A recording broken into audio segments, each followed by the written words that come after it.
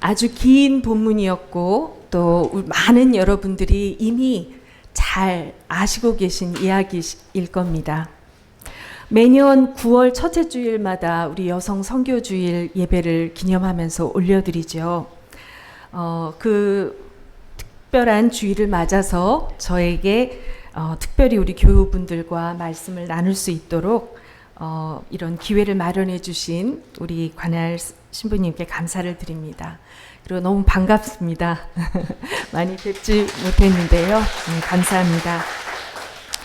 제가 알기로 우리 평택교회에서는 사실 많지는 않은 그런 여성 사제들 중에서도 두 분이나 혹시 더 계실지도 모르겠지만 두 분이나 가족이 되시고 또 친인척이 되시고 또 이렇게 한 지체들로서 지지하시고 위해서 기도해 주시는 그런 교우분들이 계신 특별한 공동체로 알고 있습니다.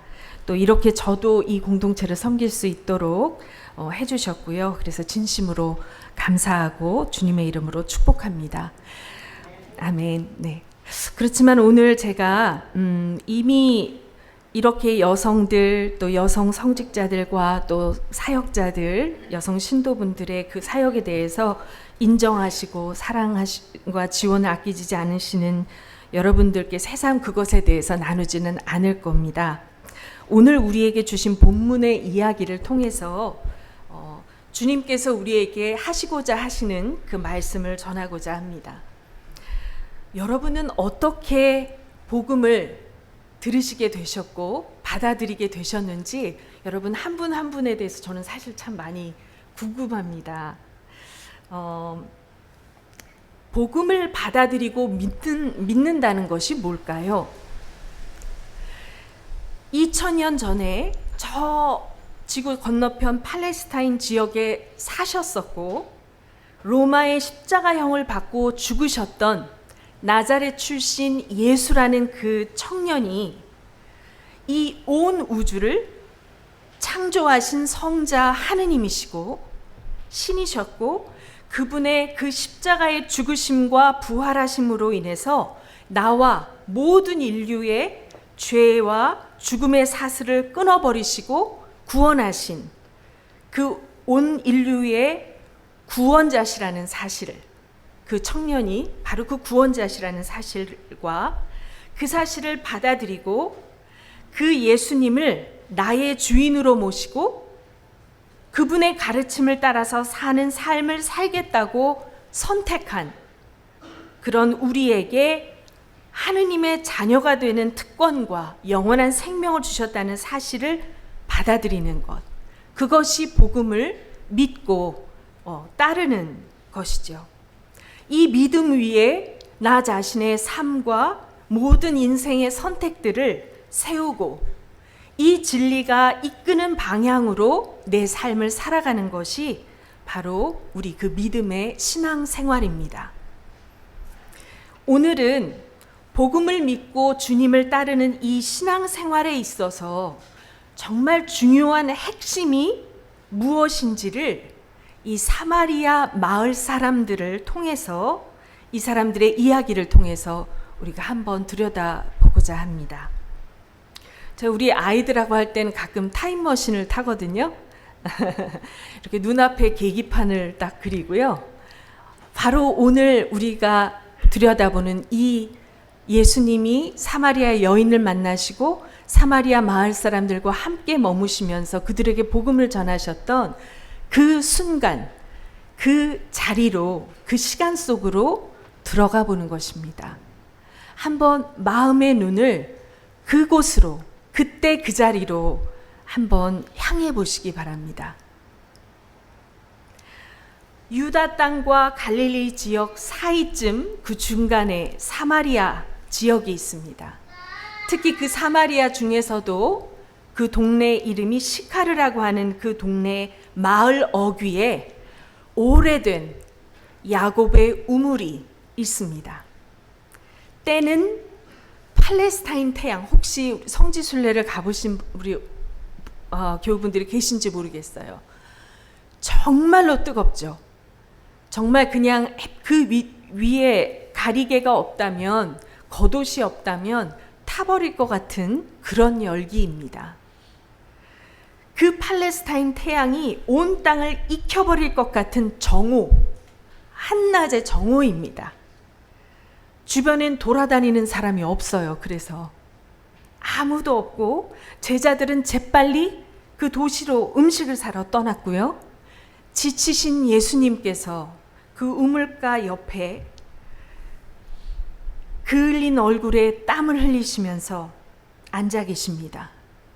너무 고요해서 예수님 얼굴에 흐르는 그 땀방울이 흐르는 소리가 들릴 것 같습니다.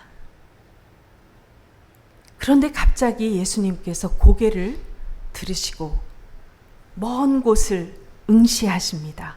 어디를 바라보고 계실까요? 멀리서 한 여인이 그 열기를 뚫고 바쁜 걸음으로 물동이를 이고 걸어오고 있습니다. 그냥 막 일하다가 오는 복장이 아닌데요. 혼자 오면서도 남에게 꿀리지 않으려고 그렇게 한껏 남을 의식한 차림과 태도로 걸어오고 있습니다. 뜨거운 열기를 피하려고 눈꺼풀도 내리깔고 바삐 발걸음을 옮기다가 우물을 바라본 이 여인은 죄송합니다. 그녀가 혼자가 아니라는 것을 알게 됩니다. 우리 여성분들은 아마 공감하실 거예요. 외지고 외딴 곳에 혼자 지나가는데 사람 하나 지나가는 사람 없는데 웬 남자가 낯선 남자 한 명이 거기 있으면 마음 편하게 지나가실 분이 많이 계실까요? 우리 안에는 어떤 긴장감과 두려움, 그런 위협감까지도 느끼게 되죠. 특히나 그 당시 여성들은 그럴 수 있었습니다. 그 여인은 빠르게 그 남성을 스캔합니다. 나에게 해를 끼칠 해코지를 할 만한 사람인가? 보니까 그럴 종류의 사람으로 보이지는 않는데 꽤나 지쳐 보이고요. 단지 부담스럽게 나를 쳐다보고 있을 뿐. 근데 가만히 보니까 게다가 유대인입니다.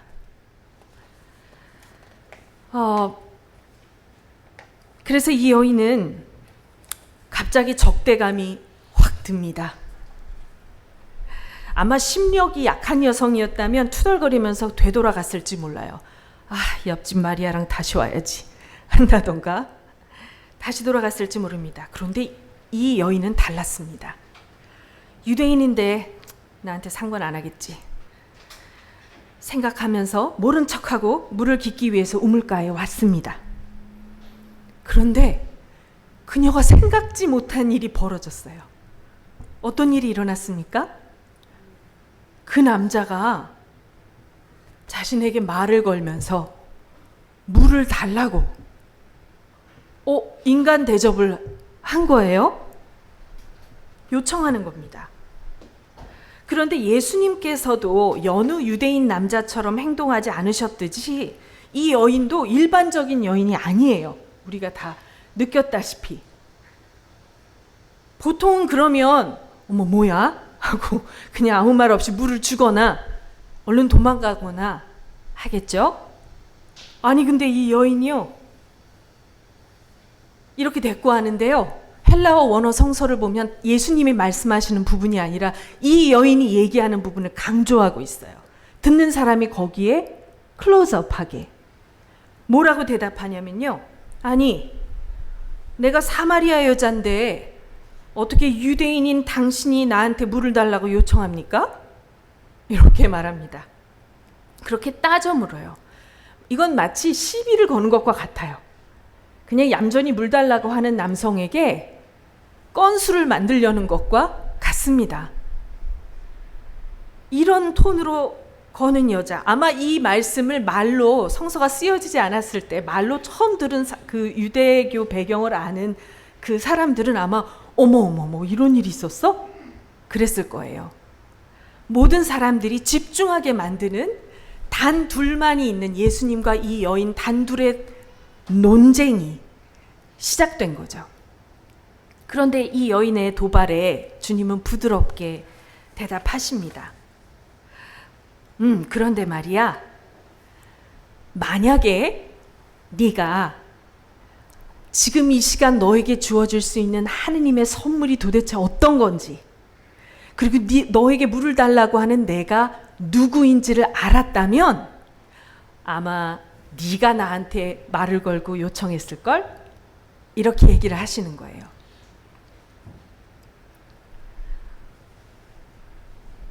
내가 이상한 게 아니야. 네가 진실을 알았다면 네가 나한테 다가왔을 거야. 라고 말씀을 하셨습니다. 자, 이때부터 이 여성과 예수님의 본격적인 대화가 이어지는데요. 여기서도 역시 헬라어 원어 성서에서는 예수님이 하신 말씀이 아니고 이 여성의 말에 계속 포커스를 두고 있어요. 이 여성이 어떤 상태, 어떤 생각, 어떤 태도로 예수님을 받아들여 갔는지를 보고 듣는 사람으로 하여금 느끼기를 원하는 것이죠. 이 여인이 이렇게 말합니다. Sir라고 얘기하니까 어떤 남성을 존칭을 두고 얘기하는데 보통 우리나라에서는 선생님이라고 얘기하니까 제가 선생님이라고 얘기할게요. 선생님, 당신은 지금 물을 길을 아무것도 갖고 있지 않고 이 우물은 깊어요. 그런데 당신이 도대체 어디서 우리가 마실 식수를 주겠다는 겁니까? 하고 따져 묻습니다. 게다가 거기서 그치지 않고 이 유대인과 사마리아인들 사이에 있는 아주 민감한 부분을 가지고 덤벼요.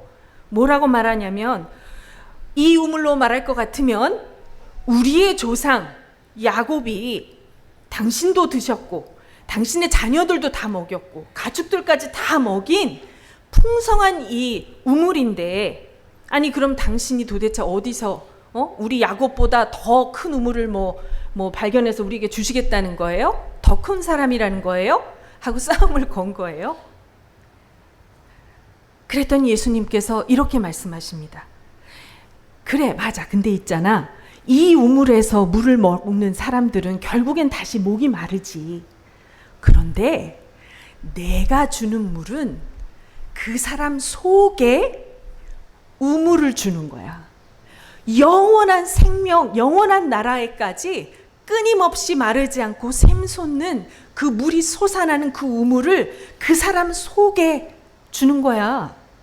이렇게 얘기를 합니다. 그랬더니 이 여인이 진짜 적극적이고 자기를 지키고 자기의 유익을 취하는데, 서바이벌 하는데, 살아남는데 완전히 최적화된 상태의 여인인 거예요. 이 여인이 그렇게 딴지를 걸고 막 자존심 상하게 막 팩폭을 하고 막 그러더니 갑자기 태도를 바꿔서 생각해 보니까 더 좋은 걸 준다네. 그러면서 말하기를, 어머 선생님, 그 금을 저 주세요 라고 얘기를 하면서 자기 속내를 드러냅니다. 저 목마르기 싫고요. 사실 내가 뭐 자부심을 가지고 이 우물에 대해서 이렇고 저렇고 얘기했지만 저 사실은 이 우물에 물기르러 나오기 싫어요. 그 선생님이 말하는 그 샘솟는 선물, 그 우물을 제 안에 주세요 라고 마음을 엽니다. 그때 예수님께서 그 여인에게 그래, 그럼 가서 네 남편을 데리고 와라 이렇게 말씀하세요. 아니, 느닷없이 제일 약한 부분을 찔렸지요. 이 여인이 말합니다. 전 남편이 없어요. 그랬더니 예수님이 알고 계셨다는 듯이 그렇지 맞지. 5명이나 너는 남편을 과거에 가졌었고, 그 5이라는 말을 헬라어에서는 강조해요. 제일 앞에 사용하면서 5명이나 너 그 전에 남편이 있었고, 지금 있는 사람, 같이 있는 사람은 네 남편이 아니지. 맞지, 네 말이 맞지. 이 말을 들었을 때 뜨악하는 존재가 두 존재가 있습니다. 하나는 이 이야기를 처음 들었던 독자들이에요. 청자들이에요. 다 5명? 이렇게 되는 거죠.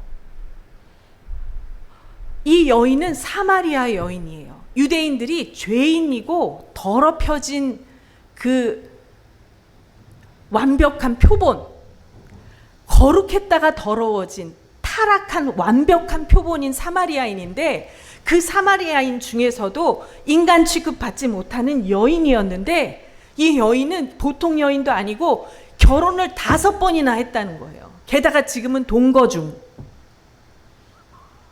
듣는 사람이 입을 떡 벌리게 되는 상황인 거죠. 이 여인도 뜨악했어요. 왜일까요? 이건 그냥 함부로 때려 맞출 수 있는 내용이 아니에요. 자신도 알거든요.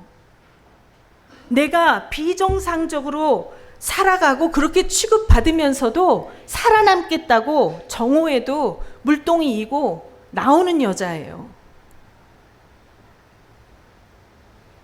그런데 이 여인의 마음속에는 진리를 향한, 정말 생명을 얻고자 하는 진리를 향한 우물이, 갈증으로 바짝 마른 우물이 있는 것을 주님은 발견하신 겁니다.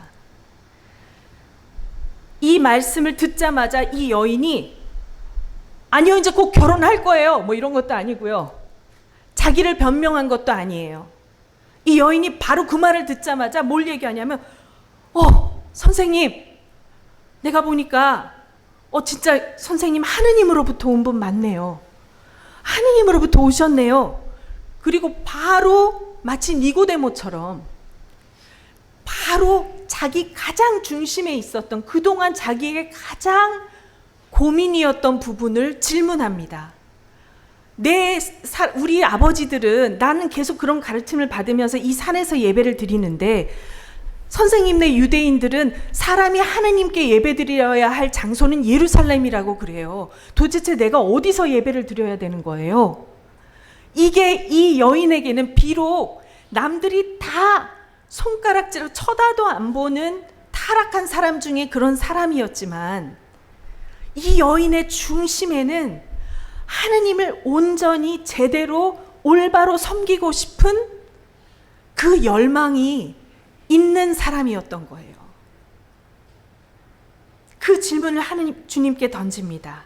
그리고 예수님은 친절하게 그 여인에게 마치 선생님이 제자를 가르치듯이, 그 여자는 단지 어디서 예배 드려야 돼요? 장소만 물어봤어요.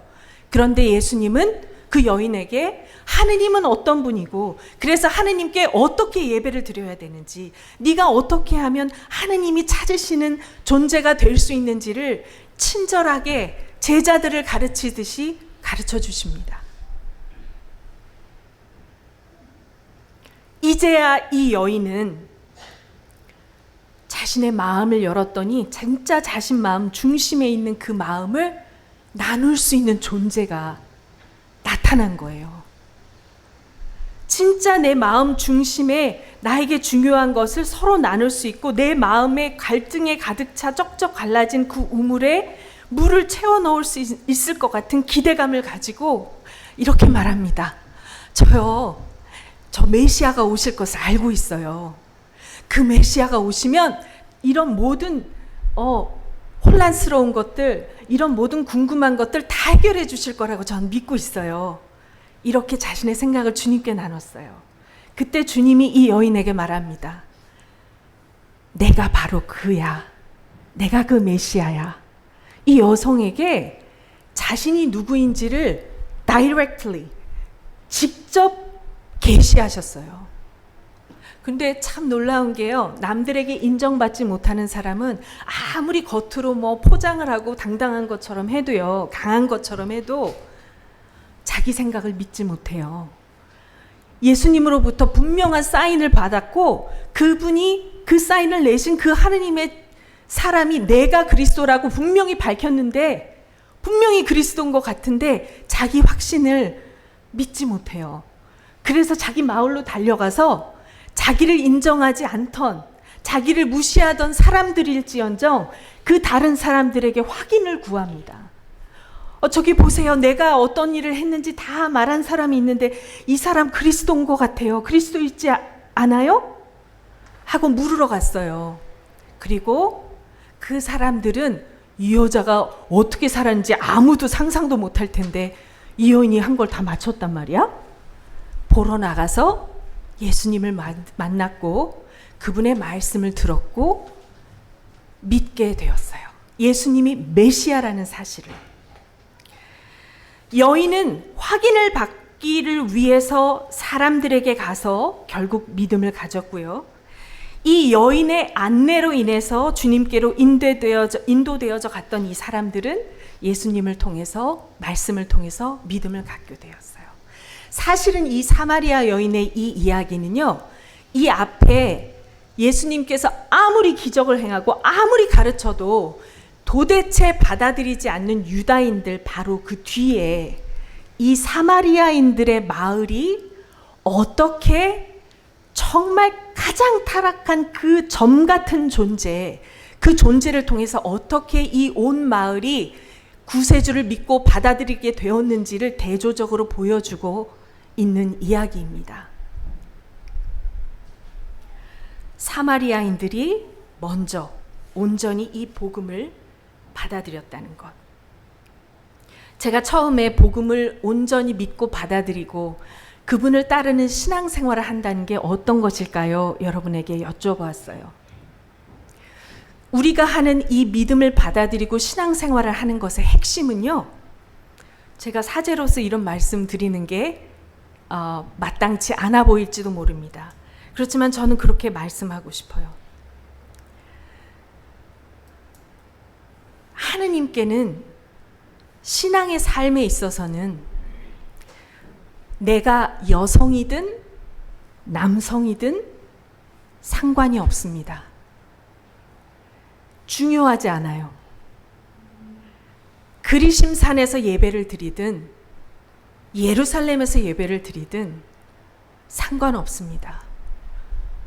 어떤 면에서는 오순절 교회같이 막 북치고 장구치고 전기기타 치면서 예배를 드리는 교회이든 아니면 조용히 노래도 부르지 않고 이런 오르간도 치지 않고 말로만 기도드리는 고교회에서 예배를 드리던 상관없습니다. 하느님께는. 얼마나 많은 봉사를 교회에서 하느냐, 얼마나 많은 헌금을 주님께 드리느냐, 그것이 핵심이 아닙니다. 봉사 헌금이요? 예수님 시대 때도 바리사이파 사람들, 사두가이파 사람들만큼 봉사한 사람 없어요. 몇 안 되는 부자들만 모세가 얘기한 그대로 헌금하면서 지낼 수 있었어요. 왜냐하면 가난한 대부분의 이스라엘 사람들은 받는 인컴의 60%를 다 로마한테 세금으로 줘야 됐고요. 남은 40%도 그 중에 종교세 내고 어쩌고 하면 자기 입에 풀칠하는 것도 급급해서 모세가 명령한 대로 동물을 바치지 못하는 사람도 많았어요. 동전 2잎을 헌금한 그 여인처럼. 그것이 핵심이 아닙니다. 예수님께서 우리에게 말씀해 주시는 것. 영으로 내 자신의 정말 깊은 속사람, 나의 진심, 나의 마음을 다해서 하느님의 이 말씀을 살아계신 하느님의 말씀으로 믿고 이 말씀 위에 나의 삶을 다 올려놓고 모든 것을 결정하며 살아가는 그런 삶, 그것이 신앙생활의 핵심입니다. 만약에 내가 봉사하고 헌신하고 헌금하고 주일 추석 열심히 하지만 바로 지금 내 내면의 마음과 영혼으로 내가 복음을 정말 믿고 있나? 내가 예수님을 진짜 나의 구세주로 고백하고 그분을 정말 따라서 그분의 말씀대로 살고 있나? 라고 물을 때 답을 제대로 할 수 없다면 우리는 경각심을 가져야 합니다. 내가 그분의 말씀을 기반으로 나의 모든 크고 작은 선택들을 하고 있지 않다면 내 삶의 방향을 예수님께로 그 말씀으로 정하고 그것을 향해서 나가고 살아가고 있지 않다면 우리는 우리 자신을 돌아보아야 합니다. 오늘 하느님께서 우리 평택교회에 있는 사랑하시는 모든 주님의 자녀 여러분들과 저에게 그 땡볕에서 주님을 만나고 쩍쩍 갈라지게 메말랐던 그 우물에 하늘로부터의 생수를 가득 채웠던 그 여인과 같은 그런 삶의 회복이 일어나는 은총을 주님께서 내려주시기를 우리 주 예수 그리스도 이름으로 축원하고 간구합니다. 아멘.